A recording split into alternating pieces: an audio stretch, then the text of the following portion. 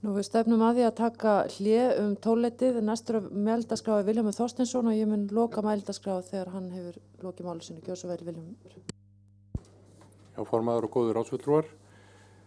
Pavel flutti nú eiginlega áðan ræðu sem að ég hefði getað gert að minni. Ég er sammála honum hvernig ég myndi vilja sjá þessi mál svona í fullkomnum heimi. En ég er líka sammála honum það að menn þurfa að vera raunsæir og taka mið af stöðunni eins og hún er. Þess vegna styð ég hans tillögu sem góða málamiðlun og hans tillaga er þá sú að í lögum má kveða á stöðu, stjórn og starfshætti hinnar lútersk-evangelísku þjóðkirkju og þetta er eins og hann sagði þetta er tilvísun í gildandi lög stöðu, stjórn og starfshætti þjóðkirkjunnar.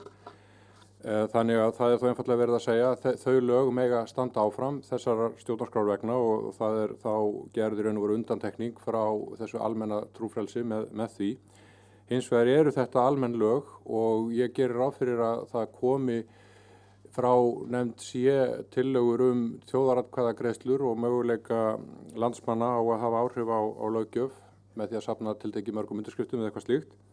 Og það myndi þá geta orðið farvegur í framtíðinni fyrir þjóðaratkvæðagreiðslu þessi lög stöðu þjóðkirkjunnar eins og önnur. Og ég held að það sé raun og veru bara ágætt að það verði sá farvegur í framtíðinni. Nú Kata hafði áhyggjur af því að þetta stæði þá bara eftir svona eins og draugur þetta ákvæði stjórnarskráni ef það kæmi til þess að þetta yrði fellt út sem lög í þjóðaratkvæðagreiðslu. Ég hef nú ekki sömu áhyggjur af því, þetta er bara þá sögulega arfleifð. Og annað sem við vonandi gerum er að við skilgreinum það hvernig stjórnarskrá verður breytt í framtíðinni og að það verði einhvers konar stjórnlega þing sem að muni breyta stjórnarskrá í framtíðinni og það verði þá annarkvort einhver hlutfall kjósenda eða jafnvel á reglulegum fresti, segjum 20 ára fresti eða eitthvað slíkt sem að haldið yrði stjórnlega þing og það eru þá bara verkefni næsta stjórnlega þings eftir okkur að ákveða hvort að það væri ástæða til að halda þessari grein inni.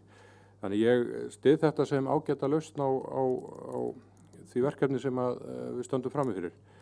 Svo vildi ég bara segja að lífskoðunarfélög, maður geta haft skoðun á þessu orði en þetta er samt orðið sem að menn nota sem að hafa verið að berjast fyrir því að lífskoðanir aðrar en trúarbrögð fái að njóta jafnréttis og meðan við erum ekki með betri tillögu þá held ég við ættum nú bara að halda okkur við það orð sem að menn hafa notað í þessu samhengi. Annað held ég að ég hafi ekki viljað segja takk fyrir.